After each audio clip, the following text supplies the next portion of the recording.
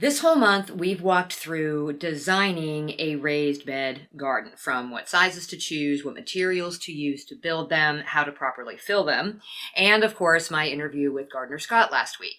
For this final episode in the series, we're talking about how to grow in raised beds. Now, if you've never grown in a raised bed, there are some nuances to the planning and the planting aspect, since you are technically gardening in a box, essentially, no matter what material you built the bed from. And if you've already gardened in a raised bed, but it turned into a jungle by July and then a desert by August, this episode is also for you. So today on Just Grow Something, we're mapping out a season-long plan. What goes where, who shares space, how to keep diseases down, and using mulch to hold in moisture, block weeds, and moderate the soil temperature. So grab a pencil, a piece of graph paper, and a coffee, my gardening friend. We are building a raised bed garden plan. Let's dig in. Hey, I'm Karen, and what started as a small backyard garden 20 years ago turned into a lifelong passion for growing food. Now, as a market farmer and horticulturist, I want to help you do the same. On this podcast, I am your friend in the garden, teaching evidence-based techniques to help you grow your favorites and build confidence in your own garden space. So grab your garden journal and a cup of coffee and get ready to just grow something. Big thanks to those of you who have reached out and said that you like the idea of doing a whole deep dive series like the one that we've done on raised beds this month. If you have an idea for something that you would like to hear about in depth over multiple episodes, please reach out and let me know. There is lots of really good information that I can share about a lot of topics that I can be really in depth about that don't really or can't really be covered in just one episode. So if this is a format that you like, drop me a comment in Spotify or on YouTube, or send me an email or DM me or whatever. I would love to hear from you. And if you don't like this format, well, that's okay. You can tell me that too. I can take it. So let's just assume that you have already decided on the dimensions of your bed, or you have some existing beds in place. Now, if you're not there yet, go back, listen to episode 265 about choosing the right sized raised bed. I will link to that in the show notes. Essentially, you're going to want to choose something that is comfortable for you, and your planning is going to revolve around that size. I have beds in all different kinds of dimensions, and so I lay them out on graph paper with the dimensions to scale, so I know exactly what I can fit into each of those beds as I'm planning. Is it easier to start with all of your beds the same size? Yeah, probably. Do you have to? No. You just have to be familiar with each bed's size when you plant, because this is going to dictate how many of each type of plant that you can fit into that bed. So graph paper is a fantastic tool for this. You can also use a spreadsheet just by, kind of marking a border along a specific number of cells that correspond to the dimensions of your bed if you want to do this electronically. So one cell would equal like 1 square foot. Are there online tools that you can use? Yes, absolutely. And you can, some of them are free, some of them are paid, but they let you input like the dimensions of your bed, and then we'll break it into a bed space for you so that you can place your plants. You can do this with your in-ground garden planning too, but specifically for raised bed gardening, it's very, very accurate. But no matter what you use, it is important to be accurate. So know the dimensions of your bed. For the purposes of today's discussion, we're just going to assume that we're planting in a 4 foot wide by 8 foot long raised bed. Okay, 4 feet wide so that you can reach from both sides without any foot traffic in the bed. We'll also assume that it's in full sun with easy access to water, and we're going to assume that the bed is running east to west, so that when we place the taller plants in the bed, they can run along that north edge so they don't cast shade over everybody else. Now, obviously, if you are one of my gardening friends in the southern hemisphere, this is going to be the opposite for you. We're not taking into consideration whether or not you are going to intentionally try to shade any plants, or if you've got shorter beds, or if you've only got parts on or whatever. This is what we're working with today. And just know that everything would need to be adjusted based on your individual conditions.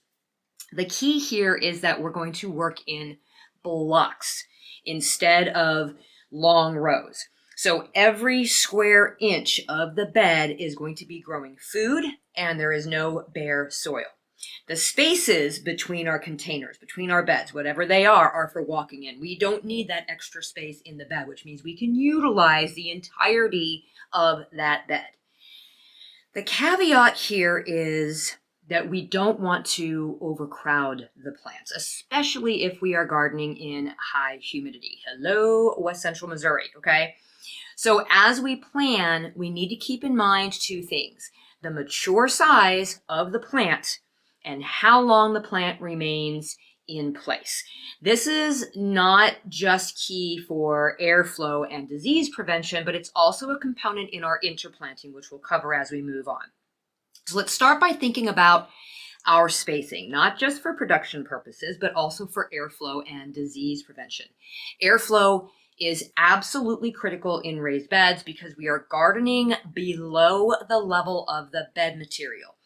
We don't usually have the soil level in our raised beds reach all the way up to the top, right? Just like in a pot or a container, the soil usually sits several inches below the lip. So having good airflow means those leaves dry faster, because wet foliage always equals a higher risk for bacterial or fungal diseases. So we need to space our plants appropriately and support those vining crops up off of the soil so that we can increase that air movement. When the leaves dry quickly, especially after rain or maybe overhead irrigation, a lot of the diseases can never get a foothold if those leaves are nice and dry. This means giving those plants some elbow room and helping them to grow up and not out. So trellising is a really great way to create that airflow for those plants that climb. So this means trellising or caging our tomatoes and our cucumbers, right?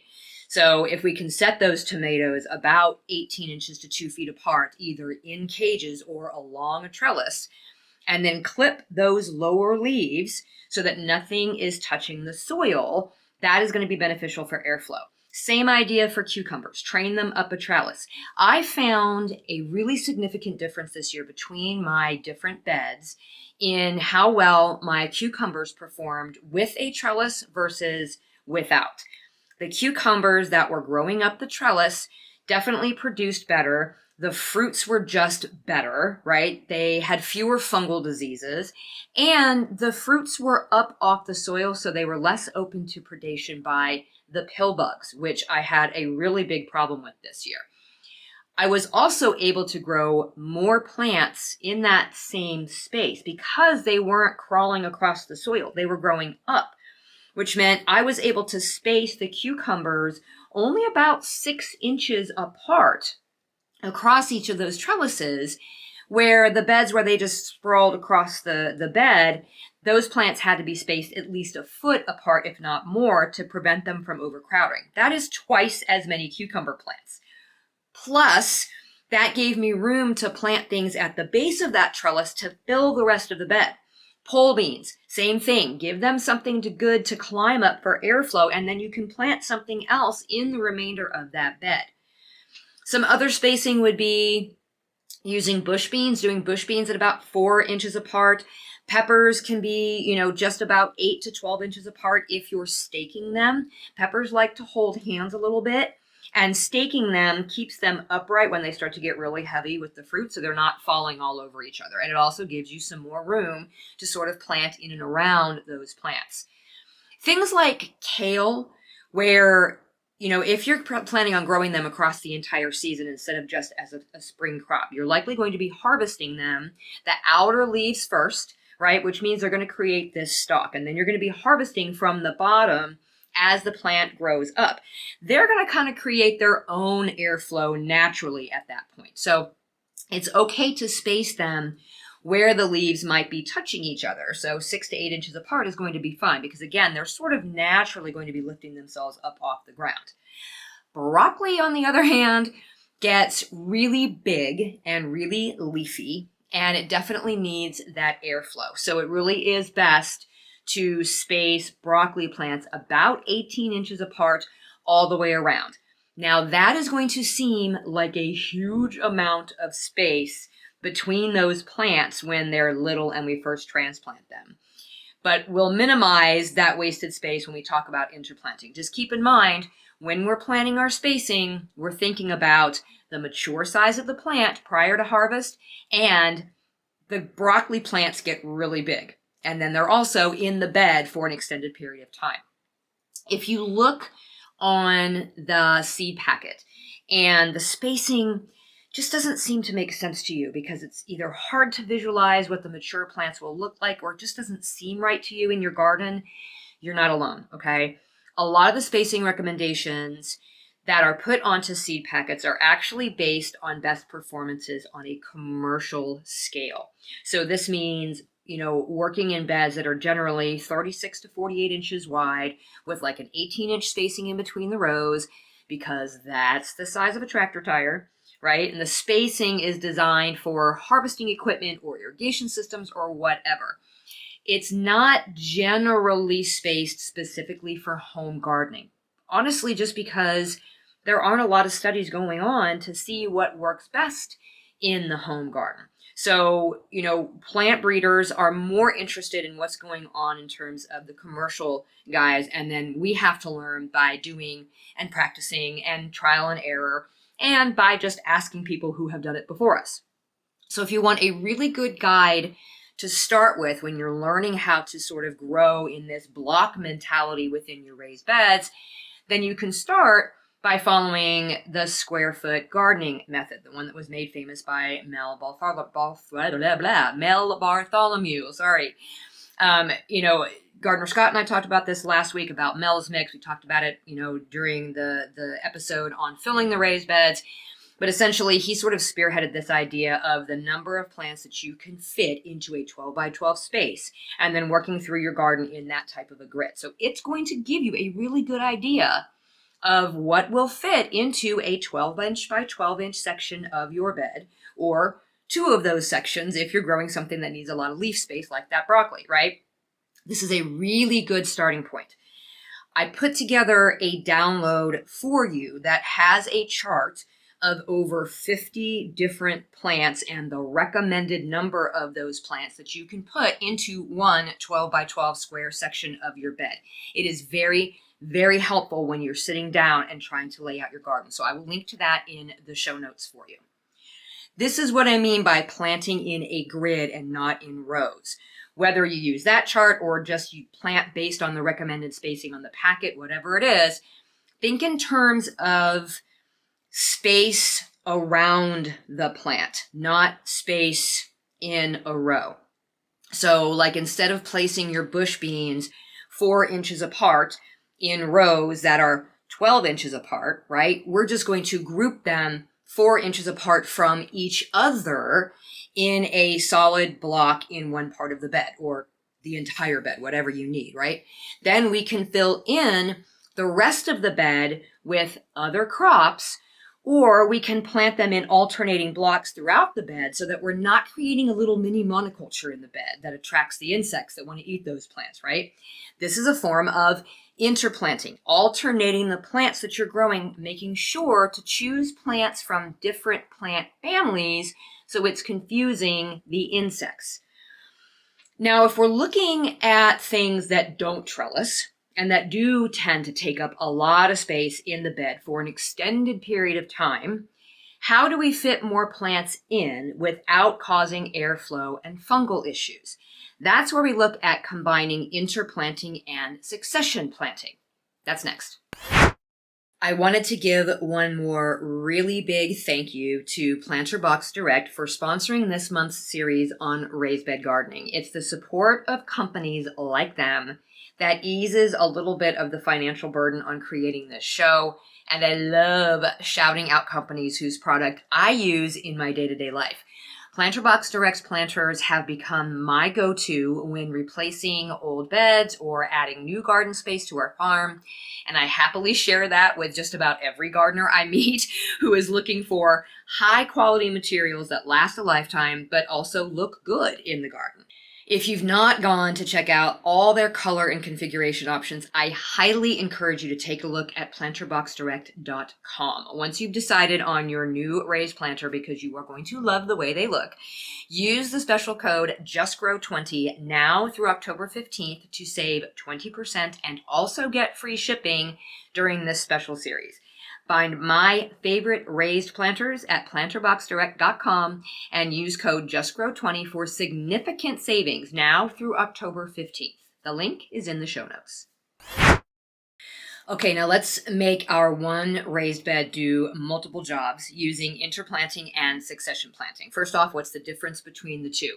Interplanting, otherwise known as intercropping in commercial farming, basically just pairs crops with different maturities and different sizes or different root depths in order to make the most efficient use of the available light and the space, right? So think about using things like radishes and leaf lettuces that are pretty fast maturing crops in between things that are slower to mature like peppers or tomatoes, right?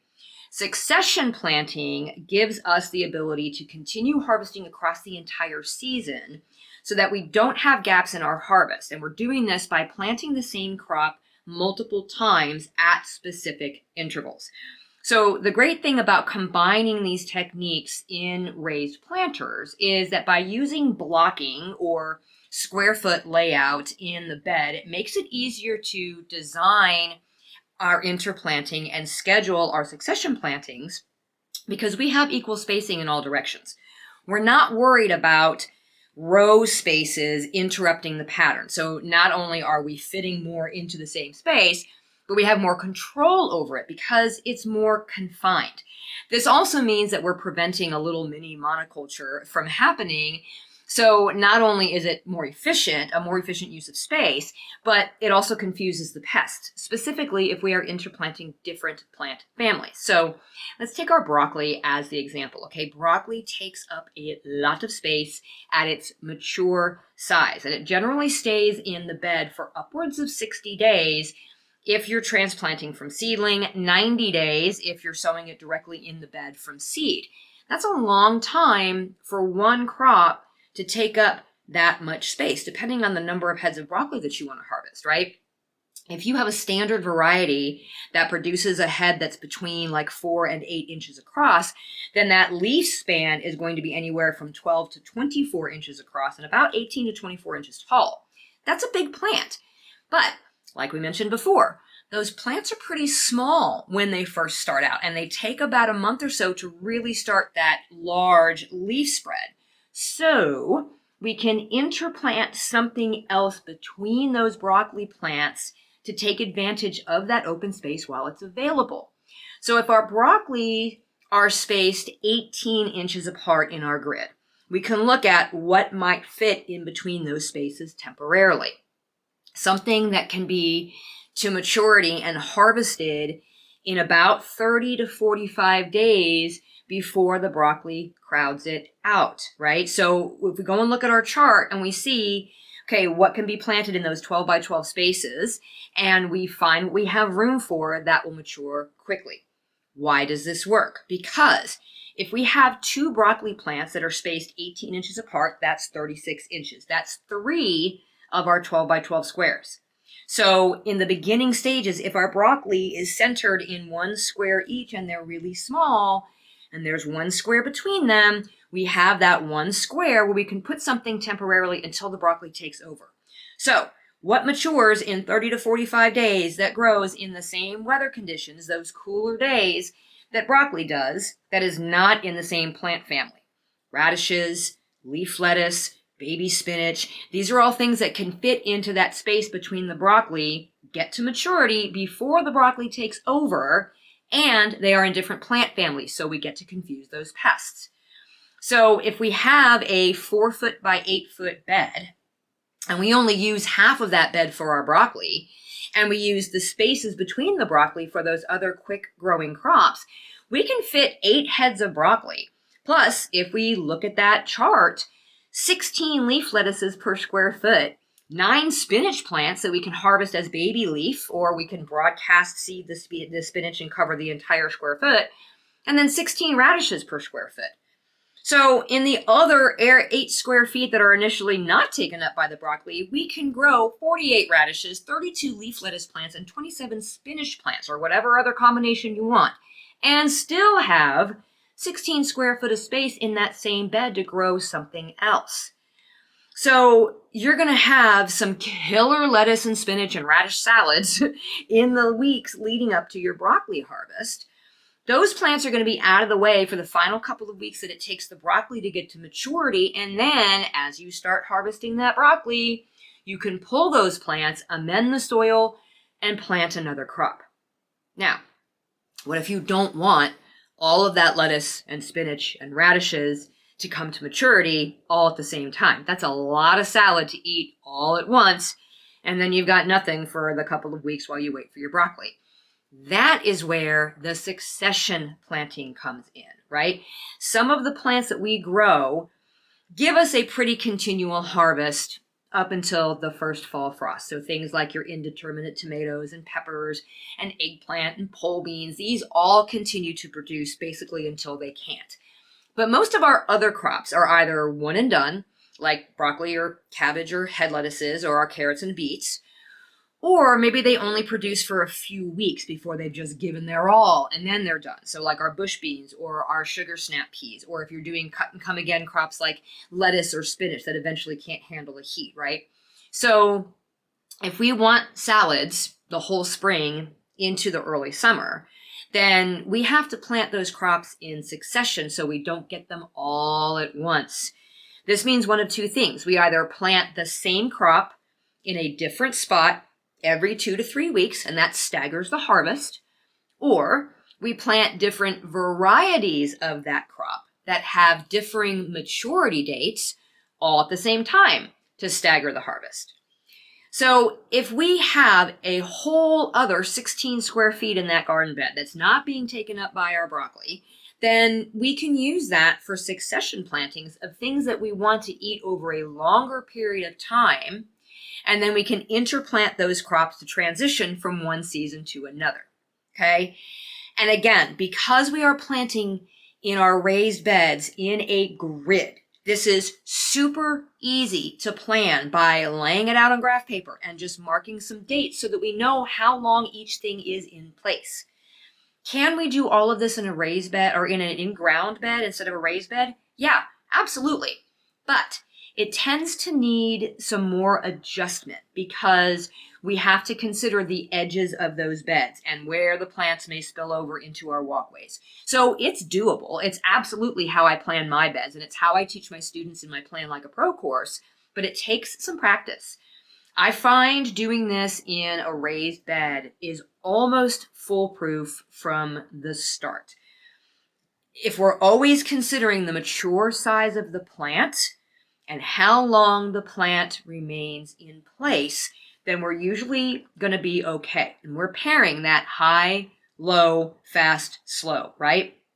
And remember, I said that after we pull that broccoli, we're going to amend and then we're going to plant something new, right? This is another type of a succession planting that we refer to as relay planting. So one crop follows another based on the season.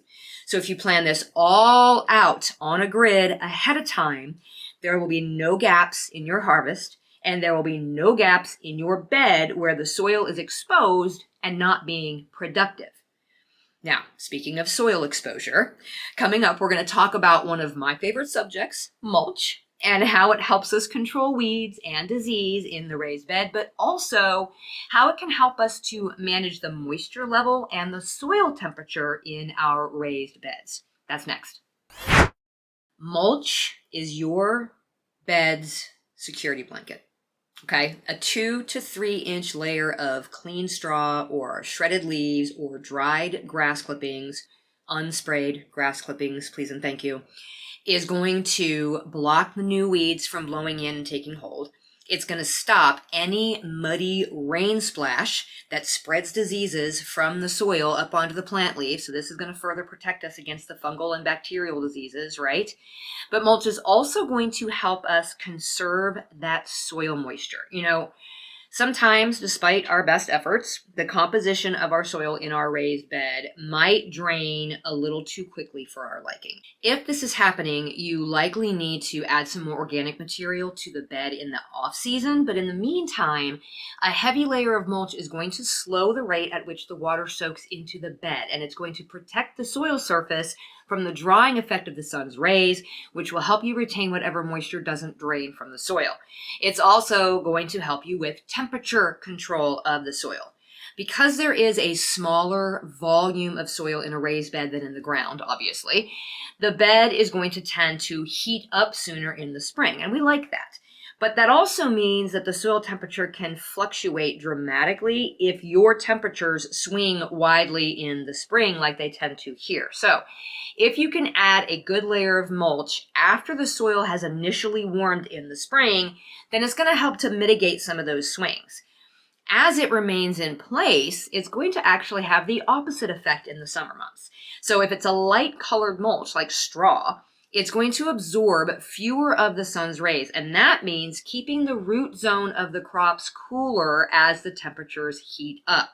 This is going to prevent those late spring crops that get harvested in the early summer, like beets or carrots, from bolting prematurely because the temperatures got super hot before they were ready to harvest.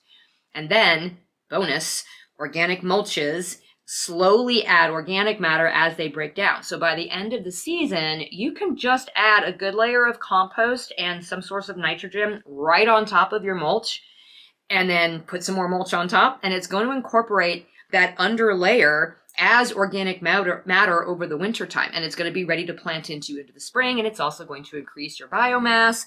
It is a win-win-win all the way around.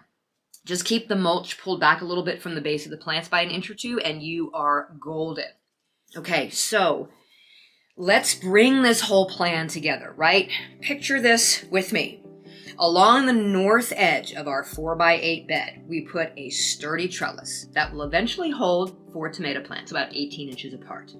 In the spring, we use that tomato space twice by sowing a quick crop of radishes in blocks in between head lettuces to start with.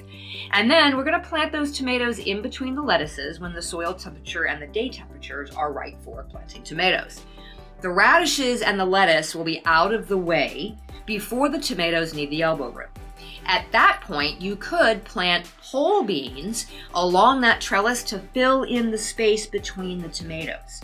Now, to the east side of the bed, we can do another short little trellis for some sugar snap peas in the spring, and these can give way to bush beans in 2-week waves for most of the rest of the season. The center of the bed basically starts as salad central. We'll start with several blocks of carrots and beets and greens sown about 2 weeks apart.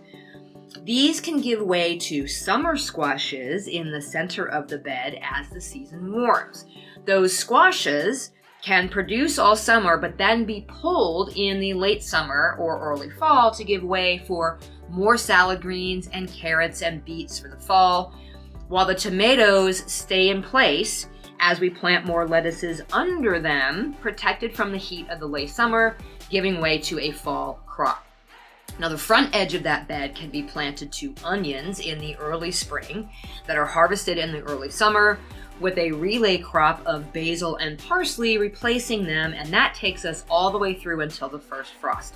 We can even squeeze some extra goodies into the corners and the edges like zinnias, calendula, dill, cilantro, thyme, all things that complement what we're growing. These are going to feed pollinators and the tiny little beneficials that eat the aphids and the caterpillars, while also contributing to our harvests. Just keep the taller flowers to the bed corners or the north edge so you don't shade the other plants and you're good to go. Add a 2 to 3 inch blanket of mulch everywhere in the bed to hold in moisture, regulate the soil temperature, and keep those plant leaves clean, and you are all set. This is a tremendous amount of food from one single 4x8 bed. Let's add it up across the entire season. In the spring, we're looking at 64 radishes, 16 heads of lettuce, 20 pounds of leaf lettuce, 5 pounds of spinach, 3 pounds of arugula, 2 large bok choy or 8 little baby bok choy, 64 carrots, 27 beets, and 6 pounds of sugar snap peas.